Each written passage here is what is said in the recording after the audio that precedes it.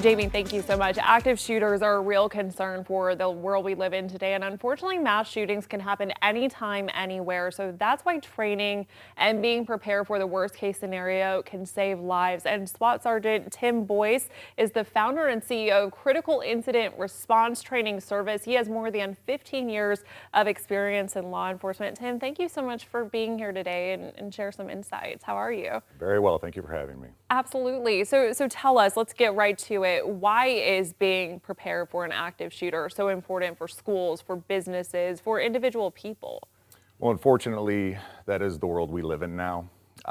Because of that, training is very important, not just for law enforcement, but for armed security personnel and unarmed civilians, teaching them run, hide, fight, and then also the proper medical training.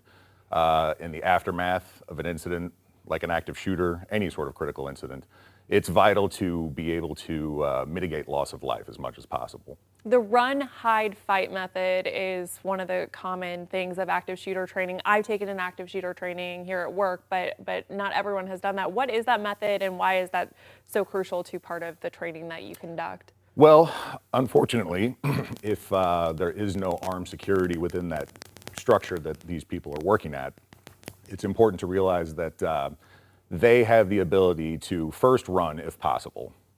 That's always first and foremost. Second, if you are unable to run, it's important that you find a good hiding spot and you stay as quiet as possible.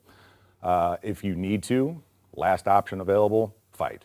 It's important because you're fighting for your life. And you're not only fighting for your life, but you're fighting to get home to the people that love you most.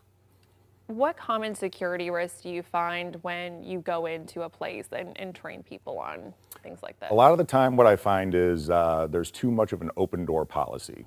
What I mean by that is that perhaps the doors aren't properly secure. Maybe the security systems themselves are a little outdated. You also find that even the surrounding area outside of buildings could be considered unsafe in terms of what kind of security you have up around the perimeter of your property.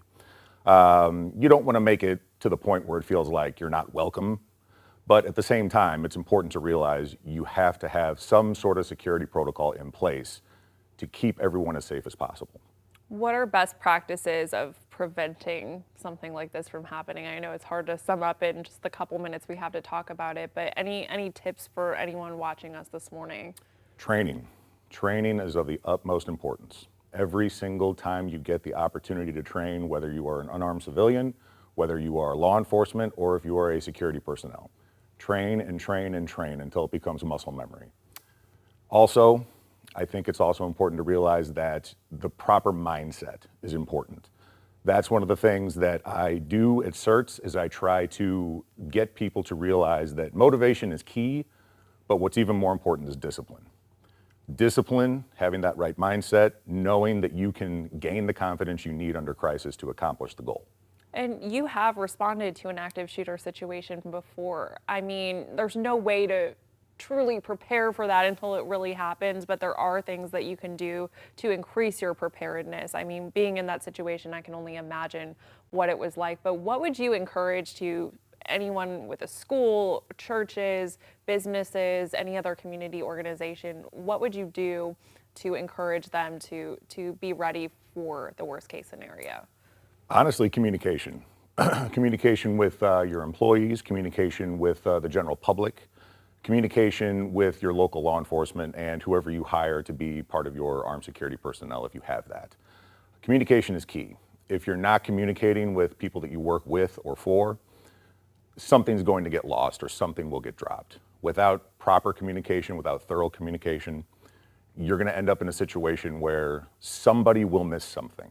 Right. Communication saves Yes. lives. Absolutely. Tim, anything else people can do to learn more about your training and the services you provide? How can people get in touch with you? Yes, I am on Facebook. I am also on Instagram at timb.certs, and I have a website. It is certspro.com, CIRTSPRO. Well, thank you so much for your insights here this morning. Really important stuff. Appreciate you. Thank you. We'll be right back with much more Fox 2 News in the morning. Daniel Esteve taking a look at sports.